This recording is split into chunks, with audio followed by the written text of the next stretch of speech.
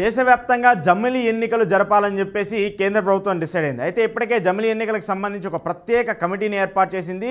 మాజీ రాష్ట్రపతి రామ్నాథ్ కోవింద్ దీనికి అధ్యక్షుడిగా ఉన్నారు. అయితే అధ్యక్షుడిగా ఉన్నటువంటి నేపథ్యంలో ఆయనకు సంబంధించిన ఒక కమిటీ జమిలీ ఎన్నికలు సాధ్యాసాధ్యాలపైన కూడా పూర్తిగా ఒక నివేదికను సిద్ధం చేశారు. నివేదికను సిద్ధం చేసిన తర్వాత దాన్ని రాష్ట్రపతికి అలాగే ప్రధానికి కూడా పంపించారు. పంపించిన తర్వాత కేంద్ర ఎన్నికల సంఘానికి సంబంధించి కూడా దీన్ని ఫార్వర్డ్ చేసినటువంటి నేపథ్యంలో జమిలీ ఎన్నికలు జరగాల్సినటువంటి ప్రక్రియ అవసరం ఉందనేది కూడా చెప్తూ వచ్చారు. అయితే 1955 సమయంలో కూడా అప్పుడు దేశవ్యాప్తంగా ఒకేసారి ఎన్నికలు జరుగుతూ వచ్చాయి. అప్పుడు ప్రాంతాలు తక్కువగా ఉండటము, ఎక్కువగా ఇన్ని స్టేట్స్ లేకపోవడం నేపథ్యంలో దేశవ్యాప్తంగా ఒకేసారి ఎన్నికలు జరుగుతూ వచ్చాయి. ఆ తర్వాత జనాభా ప్రాతిపదికన ప్రక్రియ పెరగడము, వివిధ రకాలుగా అసెంబ్లీకి సంబంధించి ఒకసారి ఎన్నికలు జరగడము, లేదంటే పార్లమెంట్కి సంబంధించి ఒకసారి ఎన్నికలు జరగడం కూడా మనం చూస్తూ వచ్చాము.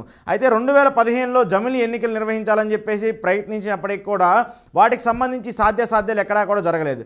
అయితే ఆ తర్వాత మొన్న 2024లో కూడా జమిలీ ఎన్నికలు జరగాలని చెప్పేసి కూడా చాలామంది పట్టుబడినప్పటికీ కూడా అవన్నీ సాధ్యం కాదని చెప్పేసి డిసైడ్ అయ్యారు. అయితే ఇప్పుడు ఈ నేపథ్యంలో దీనికి సంబంధించి సాధ్యాసాధ్యాలపైన ఒక స్పెషల్ కమిటీ వేయడము, దానికి సంబంధించి పూర్తిగా రాష్ట్రాలకు సంబంధించి, కేంద్రానికి సంబంధించి, ప్రాంతాలకు సంబంధించి ఎలాంటి పరిస్థితులు ఉంటాయి జమిలీ ఎన్నికలు ఏర్పాటు చేస్తే అనేటువంటి ఒక నిర్ణయానికి వచ్చిన తర్వాత పూర్తిగా దీని మీద క్లారిటీ తీసుకున్న తర్వాత జమిలీ ఎన్నికలు జరపవచ్చు, దీనికి సంబంధించి 100% పాజిబిలిటీ ఉంటుందంటూ కూడా ఈ కమిటీ తేల్చి చెప్పింది. అయితే ఈ కమిటీ తేల్చి చెప్పిన దాని ప్రకారము సగానికి పైగా రాష్ట్రాలు ఇప్పుడు ఏదైతే చట్ట సవరణలు ఉన్నాయో ఆ చట్ట సవరణలకు సంబంధించి దాదాపు 6 చట్ట సవరణలను సరిచేయాల్సిన పరిస్థితి ఉంటుంది. 6 చట్ట సవరణలో మార్పులు తేవాల్సిన పరిస్థితి ఉంది. ఎందుకంటే రాజ్యాంగం ప్రకారం ఎన్నికలకు సంబంధించి కొన్ని చట్ట సవరణలు ఉన్నాయి. ఆ చట్ట సవరణల ప్రకారమే ప్రస్తుతము దేశవ్యాప్తంగా ఎన్నికలు జరుగుతున్నాయి. మరి జమిలీ ఎన్నికలు చేయాలంటే మాత్రము ఈ 6 చట్ట సవరణలను చేంజ్ చేసిన తర్వాత, ఈ 6 చట్ట సవరణలో మార్పులు తెచ్చిన తర్వాత మాత్రమే జమిలీ ఎన్నికలకు ఏర్పాటుకు ప్రక్రియ సుముఖం అవుతుంది. అయితే దాంతోపాటు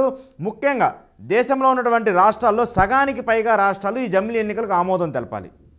ఆ జమిలీ ఎన్నికలకు ఆమోదం తెలిపిన తర్వాతే వాళ్ళు కూడా యాక్సెప్ట్ చేసిన తర్వాతే జమిలీ ఎన్నికలు చేయడానికి పాజిబిలిటీ ఉంటుంది. సో ఇప్పుడు దాదాపు కేంద్రానికి సంబంధించి ఎన్డీఏ గవర్నమెంట్తో కొలిజన్లో ఉన్నటువంటి చాలా రాష్ట్రాలు ఉన్నాయి. దాంతోపాటు ఇటు ఏదైతే ఇండియా కూటమికి సంబంధించిన రాష్ట్రాలు కూడా కొంతమంది జమిలీ ఎన్నికలు జరగాలని చెప్తుంటే మరి కొంతమంది మాత్రము అది కరెక్ట్ కాదు, కేవలం వాళ్ళు లబ్ధి పొందడానికో, ప్రస్తుతం ఉన్నటువంటి బీజేపీ ప్రభుత్వం లబ్ధి పొందడానికో ఇలాంటి ప్రక్రియ చేపడుతుందని చెప్పేసి వాళ్ళు చెప్తున్నారు. సో ఇలా ఎవరి భిన్న కోణంలో వాళ్ళు చెప్తున్నప్పటికీ మాత్రము జమిలీ ఎన్నికలు జరగడం వల్ల డబ్బు పరంగా కానివ్వండి, లేదంటే ఎన్నికల పరంగా కానివ్వండి ఒక ప్రక్రియ, సులభమైన ప్రక్రియ జరిగే అవకాశం ఉంటుందంటూ కూడా చెప్తూ వస్తున్నారు. ఇక మరోవైపు జమిలీ ఎన్నికలు జరిగితే ఎప్పుడు జరుగుతాయనే దానిపైన కూడా ఇప్పుడు పెద్ద క్వశ్చన్ మార్క్గా ఉంది. అయితే నియోజకవర్గాల పునర్విభజన సంబంధించి కూడా నియోజకవర్గాలను కూడా మళ్ళీ పునర్విభజన చేయాలని చెప్పేసి చెప్తూ వస్తుంది. అయితే దానికి సంబంధించిన ప్రక్రియను 2016లో మొదలుపెట్టి 2017లో పూర్తి చేయాలని చెప్పేసి కూడా కేంద్ర ప్రభుత్వం భావిస్తూ వస్తుంది. మరి ఒకవేళ అది జరిగిన తర్వాత జమిలీ ఎన్నికలను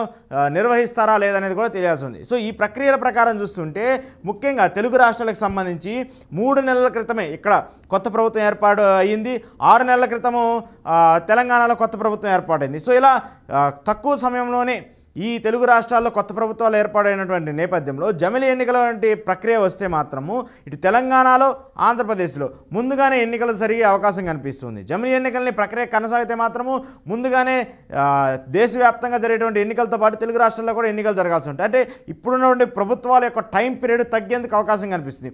వాస్తవానికి 5 సంవత్సరాలకు ఒకసారి ఎన్నికలు జరగాల్సిన నేపథ్యంలో జమిలీ ఎన్నికలు జరిగితే మాత్రము ఈ గవర్నమెంట్స్కి సంబంధించి కొత్తగా 2024 ఎన్నికల్లో ఏవైతే అధికారంలోకి వచ్చినటువంటి రాష్ట్ర ప్రభుత్వాలు ఉన్నాయో, అలాగే కేంద్ర ప్రభుత్వానికి సంబంధించిన ఉన్నాయో వాళ్ళన్నీ కూడా కొంత ముందుగానే ఎన్నికలు జరిగి అక్కడ మళ్ళీ ప్రభుత్వాలు మారే అవకాశాలు కూడా కనిపిస్తున్నాయి. సో ఈ అంశాలన్నీ చూసినటువంటి నేపథ్యంలో తెలుగు రాష్ట్రాలకు సంబంధించి ముందుగానే ఎన్నికలు జరుగుతాయా అనేటువంటి ఒక ప్రశ్న అయితే లేకెత్తు వస్తుంది. అయితే దీనికి సంబంధించి కేంద్రం ఎలాంటి నిర్ణయం తీసుకుంది, దీనికి సంబంధించి పార్లమెంట్లో ఆమోదం రావాల్సి ఉంది, కేంద్ర కేబినెట్ ఆమోదం చేయాల్సి ఉంది. వీటన్నిటికీ ఆమోదాలు వచ్చిన తర్వాత రాష్ట్రాలకు సంబంధించి సగానికి పైగా రాష్ట్రాలు వాళ్ళు ఆమోదం ఇచ్చిన తర్వాత ఎన్నికల కమిషన్ ఈ జమిలీ ఎన్నికలకు సంబంధించి కూడా ఒక నోటిఫికేషన్ కూడా విడుదల చేయండి. అయితే ఈ జమిలీ ఎన్నికలకు సంబంధించి మాత్రం చూసుకుంటే 2028కి స్టార్టింగ్లో కానివ్వండి, లేదంటే 2027 చివరిలో కానీ జమిలీ ఎన్నికలు చేయాలనేటువంటి ఒక ప్రక్రియ అయితే వినిపిస్తుంది. మరి 2029 వరకు ఈ ఎన్నిక ప్రక్రియ వెళ్తుందా, లేదంటే 2017 చివరిలో కానివ్వండి, 2018 స్టార్టింగ్లో కానివ్వండి ఎన్నికలు జరుగుతాయనేది మాత్రం తెలియాల్సి ఉంది. సో ఏది ఏమైనప్పటికీ 1 నేషన్ 1 ఎలక్షన్ అనేటువంటి ప్రతిపాదనను మోదీ గవర్నమెంట్ చాలా గట్టిగా పట్టుబట్టి చేస్తూ వస్తుంది. మరి దీన్ని 1 నేషన్ 1 ఎలక్షన్ కంటిన్యూగా జరుగుతుందా లేదా అనేది మాత్రం తెలియాల్సి ఉంది.